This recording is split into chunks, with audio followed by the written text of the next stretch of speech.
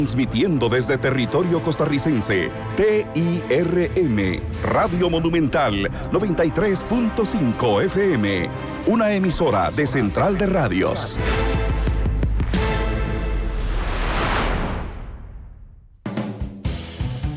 Vivimos en un mundo en constante cambio que usted merece entender, porque es imposible interpretar la realidad que vivimos sin conocer cada uno de sus colores.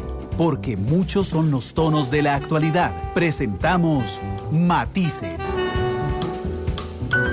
Una producción de Noticias Monumental.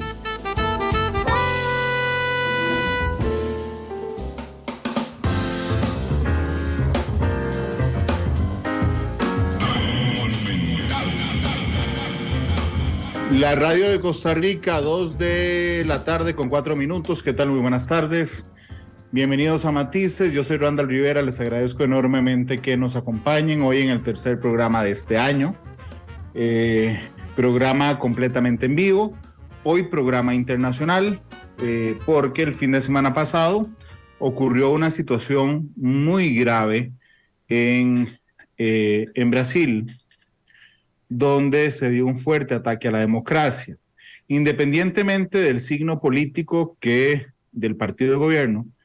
Entrar a intentar usurpar los poderes electos por el pueblo es un golpe a la democracia. Lamentablemente en nuestro continente hemos visto varios ejemplos durante los últimos años, uno de esos en Estados Unidos y otro de esos en Brasil.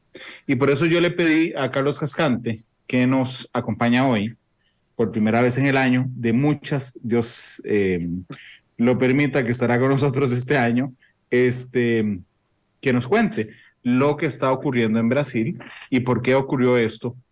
Carlos, bienvenido a Matices, feliz año, muchísimas gracias por estar con nosotros. Feliz año a vos, Randall, feliz año a todos los que nos escuchan, ojalá de veras, bueno, vamos a ser honestos, si me tenés muchas veces que el mundo está bastante extraño.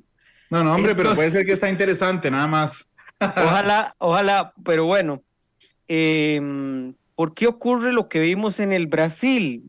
Quizá todos hemos visto, pero recapitulemos un poco. Un grupo bastante grande de partidarios de Jair Bolsonaro ingresaron el domingo a los 3 poderes del Estado en Brasil. Y quizá ahí, para entender el escenario, hay que explicar un poco esto. La capital de Brasil, Brasilia, es un espacio hecho para ser capital, es decir, en la década de los 50, las autoridades brasileñas decidieron pasar todo el gobierno de Brasilia, todo el gobierno de Brasil que estaba en Río de Janeiro, pasarlo a Brasilia, que es una ciudad hecha para ser capital de Brasil y con el objetivo de desarrollar el interior del Brasil. Entonces, como es una capital hecha, no es una capital no planificada, sino que está hecha para ser capital, tiene la estructura de ordenamiento para que los poderes del Estado estén muy cerca. Es lo que hemos intentado hacer aquí algunas veces, lo que llamamos una ciudad-gobierno. Bueno, Brasilia lo es.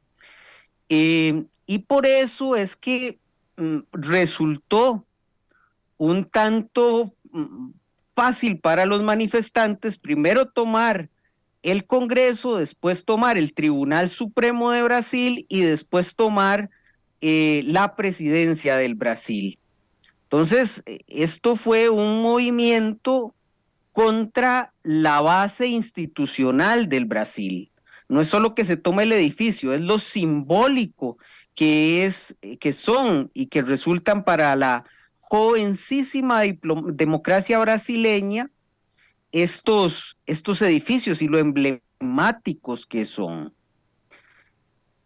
El otro elemento que hay que tener muy claro a la hora de entender estos hechos como contextualización es que Brasil es un estado federal y Brasilia tiene una gobernatura propia que electoralmente le fue brindada por sus votantes a un seguidor de Jair Bolsonaro. Brasilia, de hecho, es territorio de Bolsonaro electoralmente hablando.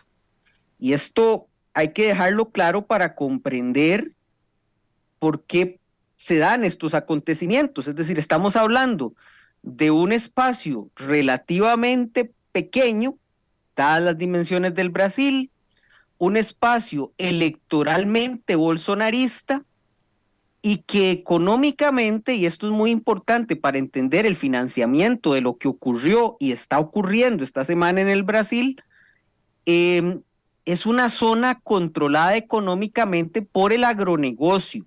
El agronegocio es uno de los empresarios agrarios del Brasil, los grandes explotadores de soya, de maíz. Brasil es una potencia agrícola mundial, están en esa zona. Es decir, hay una serie de elementos que nos explican la inmediatez de este proceso que estamos viviendo, y digo que estamos viviendo, Randall, porque hoy se anuncia una enorme manifestación pro-bolsonarista en las ciudades más importantes del Brasil, lo que hizo que las autoridades gubernamentales estén extremando las medidas de seguridad ante posibles atentados como el que vimos el domingo. Carlos, déjame antes saludar a la gente que nos está haciendo el reporte Claro. de sintonía, a Marco Vargas, que nos está haciendo el reporte en Facebook, a Miguel Gamboa, a Sergio Tencio, a Ivania Ramírez, que lo hace desde Paraíso de Cartago, a Luis Alberto Arley, gracias por estar con nosotros. De hecho, si ustedes tienen alguna pregunta, pueden compartirla con nosotros, ya sea a través de Facebook, a través de Twitter, a través de YouTube, a donde gusten, pueden compartir la pregunta con nosotros. Carlos, yo quisiera irme un poquititico más atrás. Claro. ¿Sí? En una cosa extraña, en Brasilia hay una sede del ejército. Fuera de la sede de las Fuerzas Armadas de Brasil, hubo un campamento desde la toma de posesión, desde antes de la toma de posesión de Lula, donde había manifestantes pro-bolsonaristas pidiéndole a las Fuerzas Armadas que dieran un golpe de Estado. Quisiera que habláramos de esto momentáneamente porque es el origen de la gente que marcha hacia la Plaza de los Poderes. Sí. Y Brasilia, como sede del gobierno, tiene, igual que otros espacios del Brasil, cuarteles militares. O sea, los ejércitos tienen que ubicarse en cierto espacio. Históricamente, el ejército en el Brasil es quizá la institución más poderosa del Brasil. Incluso gobernó dictatorialmente el Brasil por bastantes años, desde la década de los 60 hasta 1985.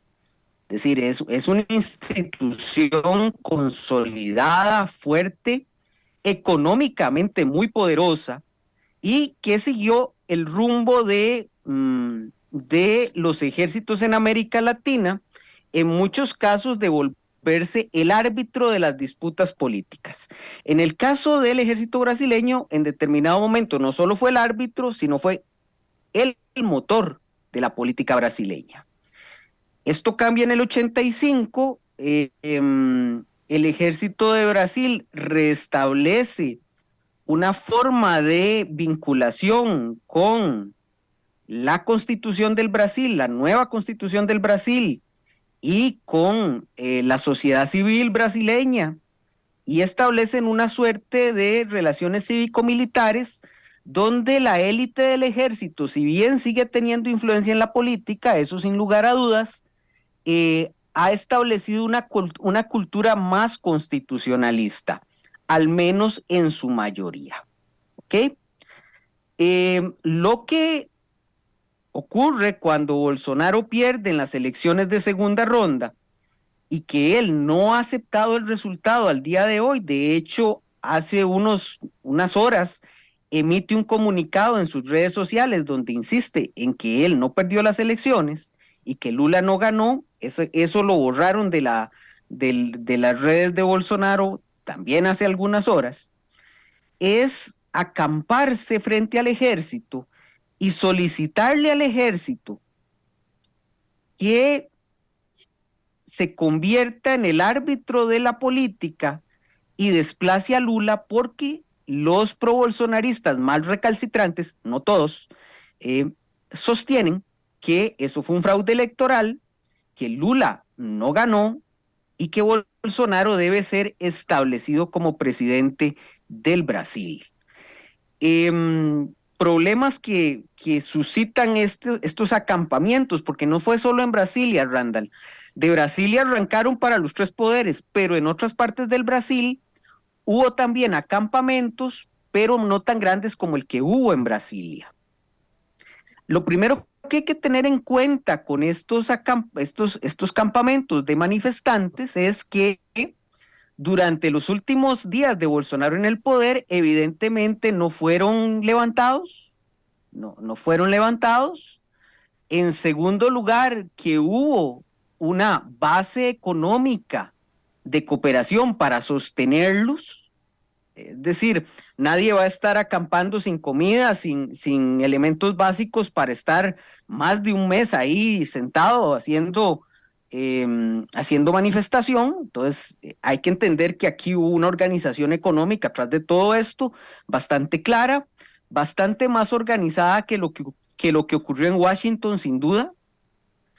Y por otra parte, el ejército, si bien su cúpula estableció que no se iba a meter en el resultado electoral, yo creo que la cúpula del ejército entendía que hay partes de su estructura que están vinculados al bolsonarismo y también midió la necesidad de cuidar su propia espalda y no entrar en un conflicto interno dentro del ejército. Y por otra parte, el otro implicado en esta situación, que era la Policía Federal de Brasilia, está en manos de bolsonaristas. Y eso permitió que esta gente acampara ahí durante más de un mes y que el domingo pasado fueran trasladados, escoltados por la Policía Federal del Brasil, con selfies incluidos, hasta tomar los tres poderes del Estado. Carlos, con selfies incluidos, y además un elemento, es que conforme ha ido revelándose, digamos, en la cronología de los acontecimientos, estas personas, que son muchas, salen marchando 9 kilómetros desde la sede de las Fuerzas Armadas hasta la Plaza de los Poderes en Brasil. El jefe de inteligencia, ¿okay?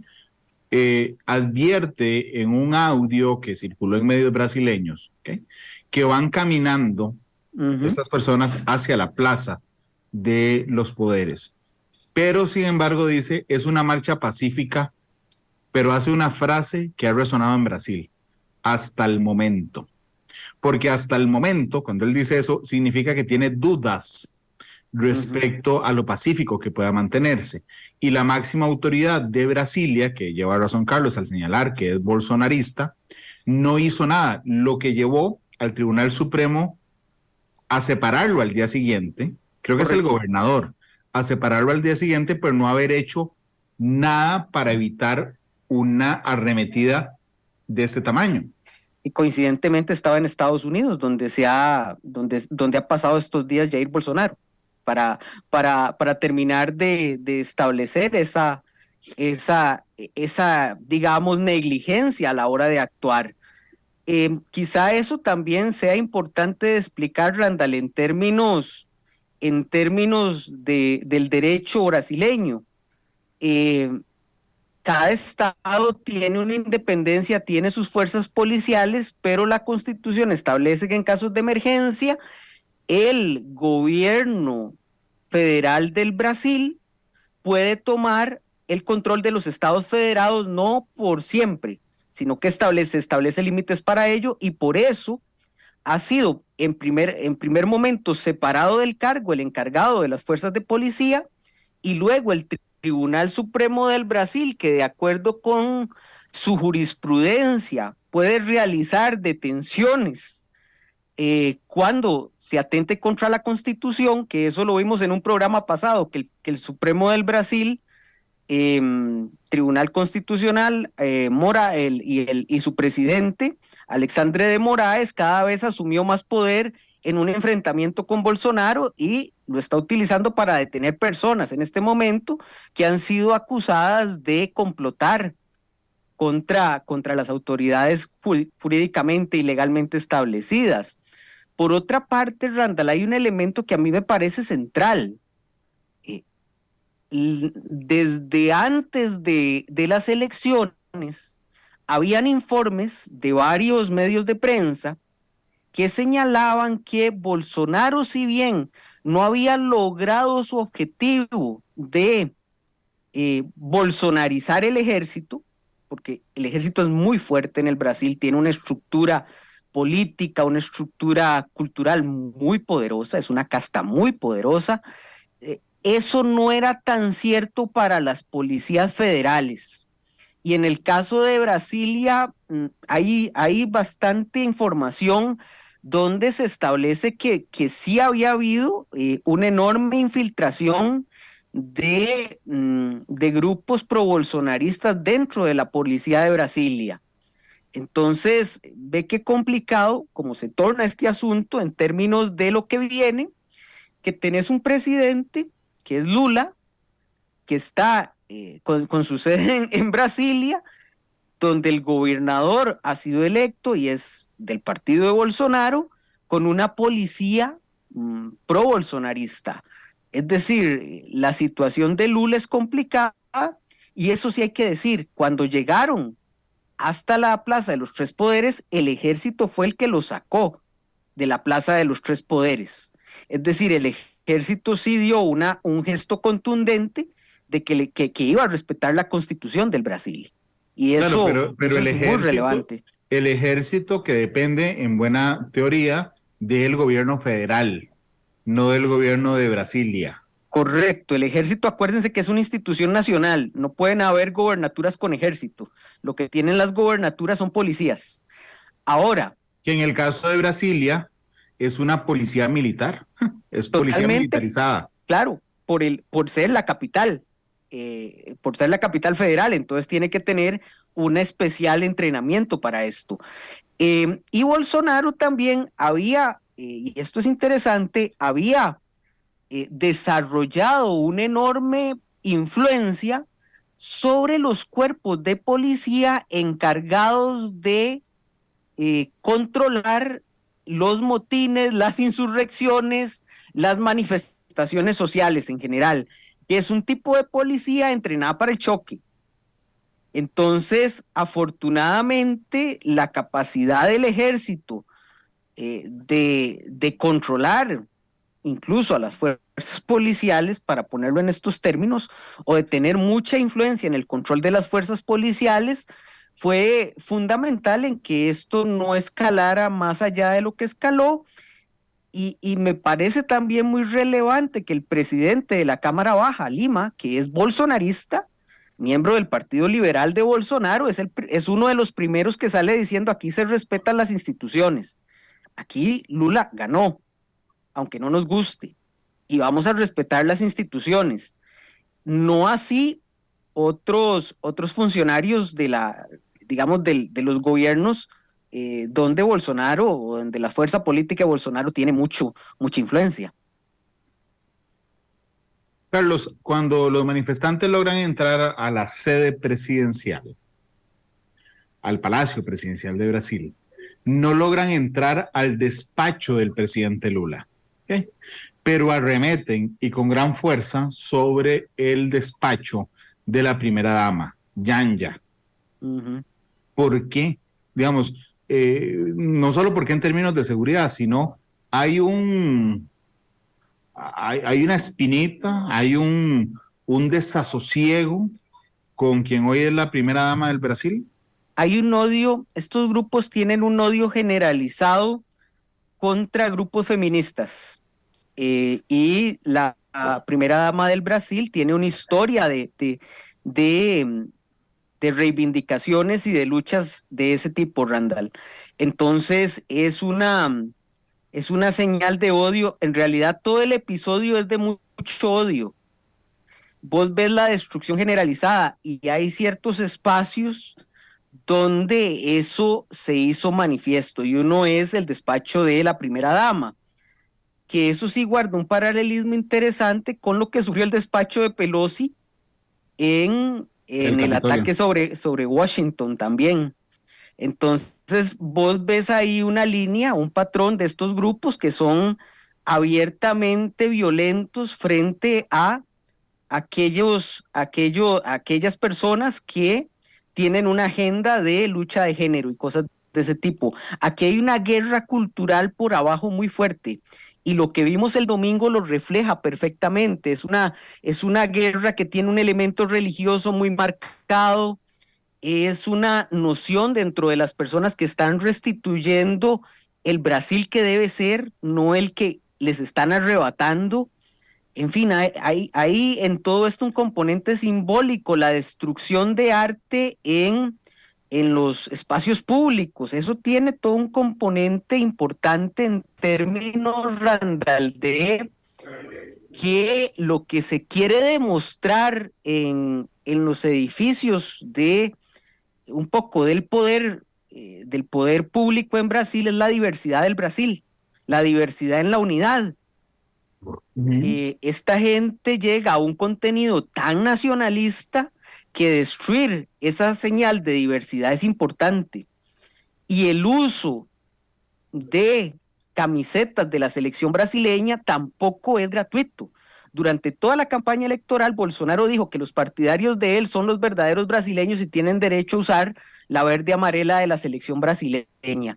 Entonces, todo esto que vimos tiene unos componentes simbólicos de lucha cultural muy, muy, muy grandes. Es un fenómeno realmente complejo, interesante e incluso que asusta. Te digo una cosa, yo cuando vi esas escenas me asusté. Sí, lo que pasa es que vos sabés, digamos, más allá de las personas como vos, por supuesto, que estudia tantísimo los fenómenos políticos y la historia de otros países, la dictadura de Brasil se nos antoja ajena, porque cuando nacimos iba o en decadencia o ya se había terminado.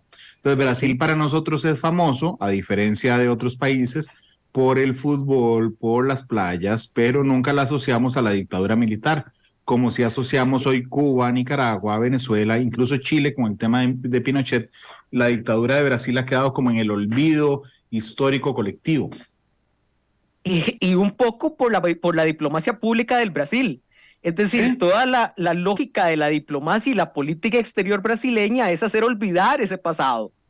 Ese pasado de dictadura militar. Sí, y han sido excelentes en eso. Es decir, Brasil tiene una diplomacia pública para ir eliminando ese pasado muy, muy fuerte. Y de hecho hay una línea autoritarista en el Brasil que subsistió después del final de la dictadura militar, y que Bolsonaro recoge, amplía, cuida y expande. Es decir, Bolsonaro, que algunos lo tachan de loco, no es un tipo para nada loco, es un político muy hábil, logró entender que eso estaba subyacente y que era su momento, ¿verdad? Por las estructuras sociales de desigualdad que se estaban dando en ese momento, que era el momento para utilizar ese argumento y tener éxito político. Sí. Pero como toda estructura basada en el extremismo lleva a comportamientos extremos como los que estamos viendo. Por supuesto, la dictadura militar de Brasil que duró 21 años, ¿verdad? Desde 1964 hasta 1985. Y ve lo curioso que incluso, habíamos hecho un programa anterior sobre las dictaduras y la FIFA y el fútbol, incluso en el ámbito futbolístico, la dictadura también desaparece. Es decir, podemos nosotros hablar sobre el Mundial de Argentina 78, por ejemplo, en medio de la dictadura militar de Videla, ¿ok? Y del papel de Diego Armando Maradona con la dictadura militar y de la selección argentina. Pero nunca oímos a nadie hablar, por ejemplo, de que cuando Brasil brillaba en los mundiales, México 70, por ejemplo, Inglaterra 66, Alemania 74, Argentina 78, cuando Pelé brillaba, estaba en media dictadura brasileña. No Pelé, solo eso. Perdona, Carlos, Pelé tuvo que hacer servicio militar. Hubo un año en su vida que jugó con 5 equipos.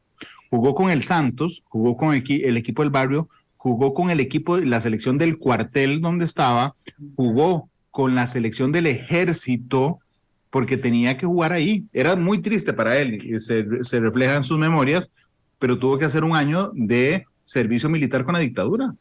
No solo eso, Randall, en el caso de Pelé fue aún peor. Pelé no estaba para el Mundial del 70, él de hecho no quería ir al Mundial del 70, o al menos eso dice él. El entrenador de la selección de Brasil era de izquierdas y era contestatario del gobierno militar. El gobierno militar decide que Pelé tiene que ir al Mundial del 70, llaman a Pelé y le dicen, usted tiene que ir al Mundial. Y Pelé les dice, pero el entrenador no me quiere llamar. Entonces lo que hacen es votar al entrenador que estaba, poner a Zagallo, que se iba a llamar a Pelé, y Pelé fue al Mundial del 70. Incluso en las memorias de Pelé y en el documental, si lo quieren ver un poco, que está en Netflix, creo que eso se refleja un poco, él guarda sobre eso una lejanía, porque de Pelé, bien o mal, fue un instrumento de la dictadura militar del Brasil. Así es. Así es. Pero lo lograron borrar, que era el tema de fondo. Sí, sí. Y el mismo ejército, después del 85, entendió que su tiempo había pasado. Una nueva generación de generales entendieron que su tiempo había pasado y que lo mejor para el Brasil y para el estamento militar y la conservación de su poder dentro del sistema era no estar metidos en medio de la política electoral. De hecho, Bolsonaro rompe un poco eso, llevando un vicepresidente que fue general, poniendo al mando de las Fuerzas Armadas a un exgeneral, cosa que los gobiernos anteriores habían intentado eliminar y que en el gobierno de Lula se está dando. El ministro de Defensa no ha sido militar nunca en el Brasil, no tiene una denominación militar, es un civil, porque ese pasado está ahí, esa beta de autoritarismo está ahí, y Bolsonaro es lo que ha empleado históricamente a lo largo de estos últimos 10 años en que ha sido una figura importante en el Brasil.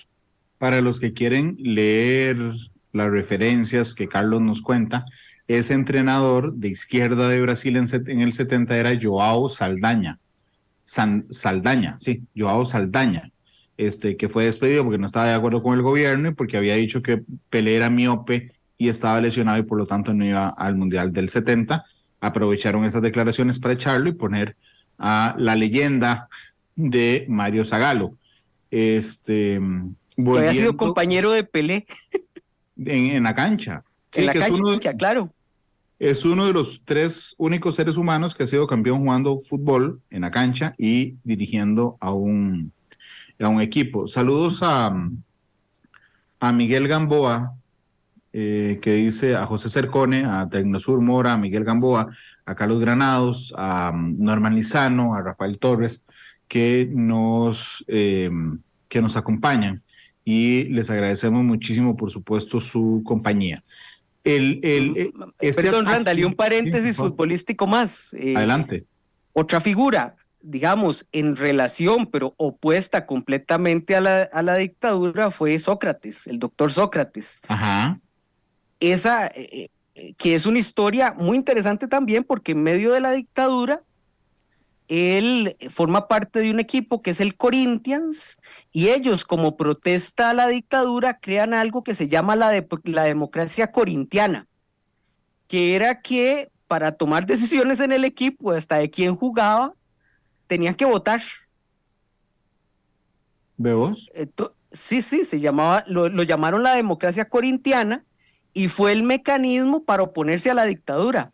Claro, Sócrates era otro genio del fútbol, y él, entendiendo que él podía protestar porque era una figura pública muy importante y que no le iban a hacer nada. Entonces él desarrolla toda una política a través del fútbol en contra de la dictadura brasileña, que lo lleva, digamos, incluso en el Mundial del 82 a dar declaraciones muy fuertes en contra de la dictadura en el Brasil. De hecho, si queremos verlo así, Sócrates era bastante más valiente que Pelé. en lo Sí. político. Carlos, volviendo al tema del ataque, digamos, a la Plaza de los Tres Poderes en Brasil. El ataque toma de sorpresa, creo, a Lula, que está en Río de Janeiro, si no me falla la memoria, atendiendo unas inundaciones en el Brasil. Correcto. Y tiene que desplazarse a Brasilia, donde en horas de la noche brinda bueno, primero monta una pequeña conferencia de reacción y después hace una reunión en la sede del Poder Ejecutivo, en el Palacio Presidencial, con los presidentes de los otros poderes, Carlos. El primero que reacciona es el ministro de Justicia, Randall, y eso es importante de entender porque es el primero que reacciona diciendo esto no va a pasar, vamos a actuar inmediatamente, es el primero que da la voz de alarma. Y es creo que es la primera figura del gobierno de Brasil que establece esto. Después vienen las declaraciones de Lula al momento de venir y firmar el decreto de abocación del poder en Brasilia, es decir, tomar militarmente Brasilia para desplazar a los manifestantes, a los insurrectos. Y es bien interesante que cuando Lula habla en la noche, lo hace con un tono que yo no había visto de Lula, al menos en la campaña electoral. Es un Lula eh, muy enojado, es un Lula muy, muy fuerte en lo que dice, utiliza epítetos durísimos en contra de los insurrectos y deja muy claro, creo que por su experiencia y creo que después en unas declaraciones él reitera, no, esto tiene que estar organizado. Yo he participado en muchas manifestaciones, marchas y sé que esto no se sostiene sin un aparato económico atrás. Y quizá eso es lo más interesante, ¿verdad? Que marca los pasos a seguir en cuanto a que se retomarán los edificios, pero que se entiende que los 1.200 personas que van a ser detenidas en el transcurso de las siguientes horas no son los autores de la toma, sino que hay un grupo de personas económicamente muy fuerte que está financiando lo que vimos el domingo y que estuvo financiando todas las manifestaciones previas a la toma de posesión de Lula y las que puedan seguir después. Y que habrá que llegar a quiénes son los autores económicos, los autores mediatos de eso que vimos en estos días. Y eso es muy interesante. Me parece Claro. que Lula fue muy fuerte, fue muy vehemente en las manifestaciones. Sí, pero es curioso que alguien financie esto porque finalmente la gente que marcha ahí con la verde amarela y pega gritos y se enfrenta y hoy está detenida son títeres de alguien. Totalmente, totalmente. Randall, imagínate la cantidad de buses que pagaron. Y es que no es la distancia de ir de aquí a Punta Arenas. O sea, las distancias en el Brasil son inmensas. La alimentación de todo ese grupo de personas, eh, agua, pancartas. Es decir, esto tiene que ser grupos organizados con mucho, mucho dinero.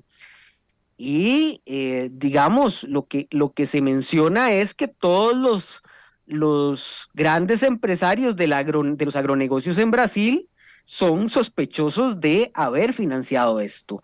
Ya hubo ciertas detenciones de los choferes de buses para empezar a ver dónde salieron los contratos. Es decir, el seguimiento del dinero, ¿verdad? Para detectar de dónde proviene el dinero es una parte bien interesante de lo que se va a venir en estos días. Ahora, yo creo que, y aquí hay que tener en cuenta una cosa, eh, la represión que se haga de estos grupos, no digo que no sea importante, pero es una medida eh, insuficiente porque esto tiene un resquebrajamiento del tejido social brasileño que no se va a solventar con que se meta a la cárcel a las 1.200 personas 2.000 personas que han sido detenidas, ¿verdad? Yo creo que más que nunca la necesidad de eliminar o reducir en la medida de lo posible la desigualdad es el único camino para que Brasil salga de la polarización, de la cual está claro que hay un grupo en el Brasil, eso de reducir la polarización no le interesa. Para seguir vigente políticamente le interesa más bien un Brasil polarizado. Sí, pero la respuesta fue contundente, más de 1.000 detenidos. 1.000 detenidos y ya sometidos a investigación, Randall. Se mandó se mandó a detener al jefe del policía de Brasilia. Igualmente, diputados brasileños están pidiendo la extradición de Bolsonaro de los Estados Unidos. Bueno, Bolsonaro pensaba volver a finales de enero.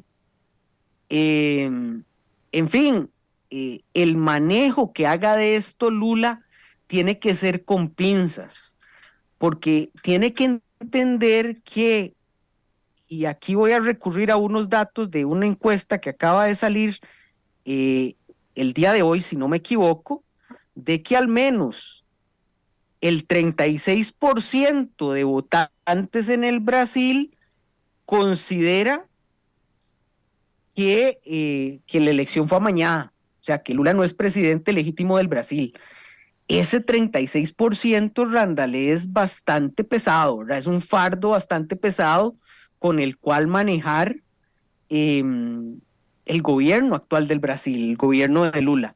Claro, un 56% sostienen que Lula sí fue electo legítimamente, pero un tercio de la población no lo piensa así. Entonces Lula va a tener que usar toda su habilidad política para navegar en un océano político, quizá el más complicado de la historia de la joven democracia del Brasil, de los últimos 40 años, el periodo más complicado que un gobernante del Brasil va a tener que enfrentar. Carlos, hablemos de Bolsonaro. José Cercone, bueno, perdón, antes de hablar de esto, saludos a Norman Lizano, a Rafael Torres, a Felio Vares, que dice, buenas tardes, Randall, excelente invitado, bendiciones. Sí, no es porque esté conmigo, pero Carlos realmente es extraordinario. Carlos López dice, buenas tardes, lo felicito, los programas de ayer y hoy han desarrollado excelentes temas, gracias por mantenerse alejado del circo que está reinando en otros programas por el famoso troll. Gracias, Carlos. Lo que pasa es que yo creo que parte de lo que exige nuestra profesión es la seriedad, ¿ok? Entonces, cuando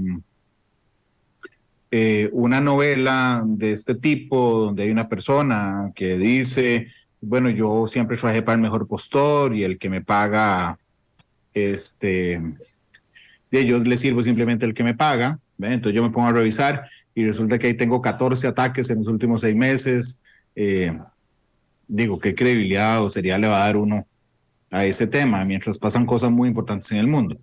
Hablemos de Bolsonaro. Volvió a finales de enero, efectivamente. Ahora ha confesado que podría adelantar su regreso al Brasil luego de una enfermedad que obligó a hospitalizarlo a las horas, por cierto, de lo que pasó en Brasil. José Cercone decía, es que se me parece a Trump. A mí lo que me parece interesante, Carlos, es que antes Bolsonaro en Estados Unidos, en Estados Unidos físicamente, Trump en la Casa Blanca decían, no, nosotros no hicimos nada, yo nada más estaba viéndolo por tele, ¿okay?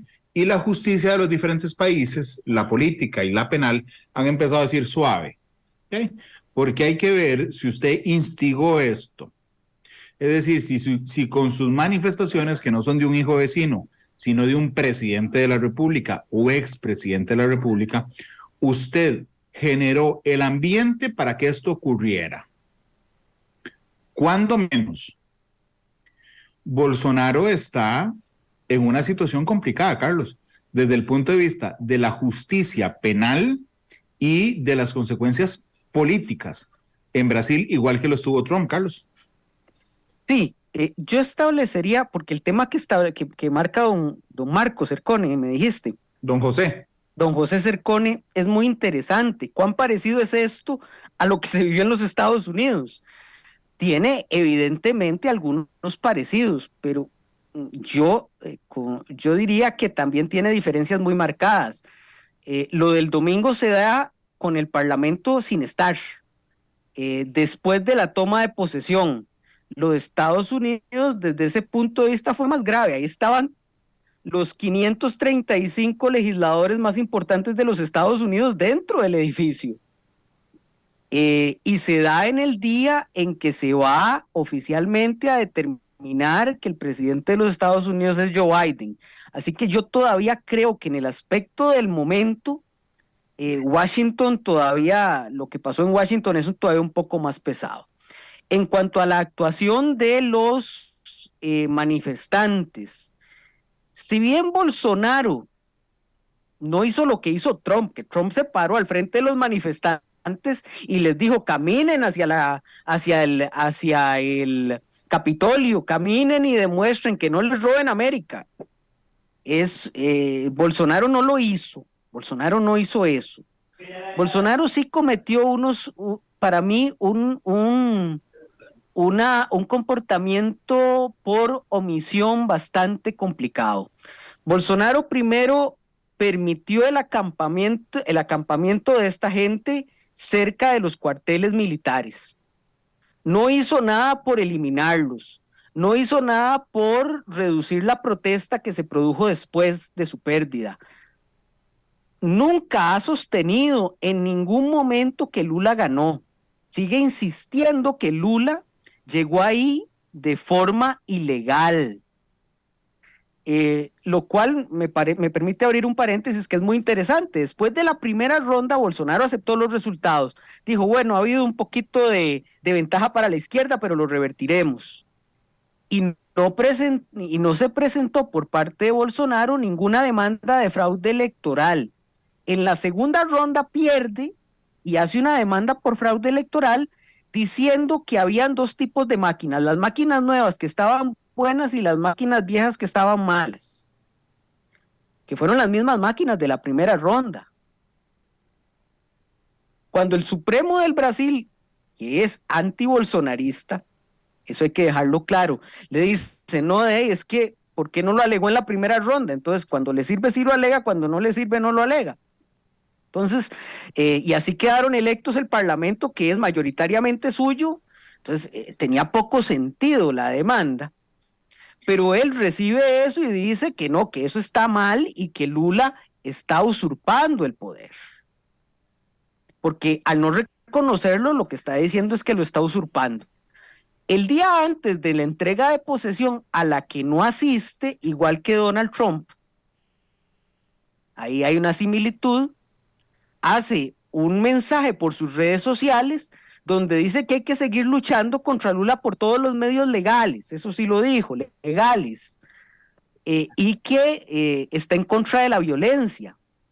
Pero tu silencio, has usado la violencia durante casi 2 meses, al momento en que perdiste y el momento de la entrega de poder. No haces gestos de buena voluntad con el nuevo gobierno, lo seguís viendo como un enemigo. ¿Sí? Al final lo que estás haciendo es diciendo, bueno, no estoy haciendo nada, hagan ustedes, defiéndanme. Eso es lo que permiten ver esos gestos, me parece. A mí me parece también otro elemento importante que ya algunos periódicos en los Estados Unidos lo han señalado, que hay una cercanía no solo entre el presidente Trump y el presidente Bolsonaro, sino incluso más vínculos entre los que están abajo de Bolsonaro y los que están abajo de Trump. El gran ideólogo de Bolsonaro, que es Olavo de Carvalho, un tipo extrema, pero extrema derecha, tiene un pensamiento muy similar a Steve Bannon. Steve Bannon se ha reunido con personeros del partido de Bolsonaro. Es decir, el vínculo es más que una semejanza por mímesis, o sea, por imitación. Ahí hay un compartir experiencias y un compartir formas de hacer política, y es mucho más grave de lo que podemos pensar.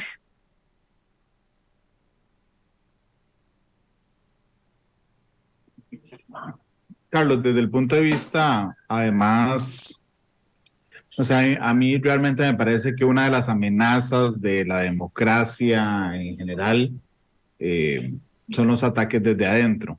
Me decía Jazmín Hernández en Facebook, hablan del peligro de Brasil y no el de nosotros con un presidente tan populista. Dice, los troles son un peligro para nosotros. Randall, no es ninguna novela. Y Eduardo Jiménez dice, perdón, Randall, tu silencio sobre los troles y otros puntos del gobierno nos deja muy mal parado, me deja muy mal parado como periodista y como un servil del populista Chávez. Eso es una novedad en mí. Hasta hace la semana pasada me decían prensa canalla. Hoy soy un servil del populista Chávez, dice Eduardo Jiménez. Pero me da la oportunidad de decir algo respecto a ese tema. Igual de peligroso es si se logra demostrar al final, que el gobierno de la República tiene una estructura de troles para atacar a prensa, como darle credibilidad absoluta a un tipo que hasta la semana pasada por plata nos atacaba a todos nosotros. Entonces, digamos, mantengamos la cordura, la sensatez y el foco en las cosas. Digo, no es que la gente tiene una epifanía de un momento, bueno, alguna la tendrá, de un momento a otro se volverá una buena persona y deshace todo lo malo que ha hecho. Hay que tomarlo con calma. Las situaciones más contundentes lo ameritan. Carlos, permíteme ir a una pausa. Claro. Son las 2:49 y regreso con el último bloque del programa. Ya volvemos.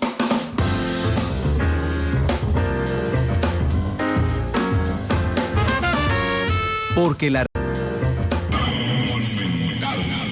Estamos en la radio de Costa Rica, gracias por estar con nosotros. Me queda un minuto nada más de programa. Carlos, con base en tu experiencia, en lo que sabes de la política brasileña y en lo que se está moviendo, ¿qué podemos esperar para las próximas horas? ¿O qué crees que pase en las próximas horas? ¿Un regreso a Bolsonaro? ¿Una orden de detención contra un exministro de Bolsonaro que está en los Estados Unidos?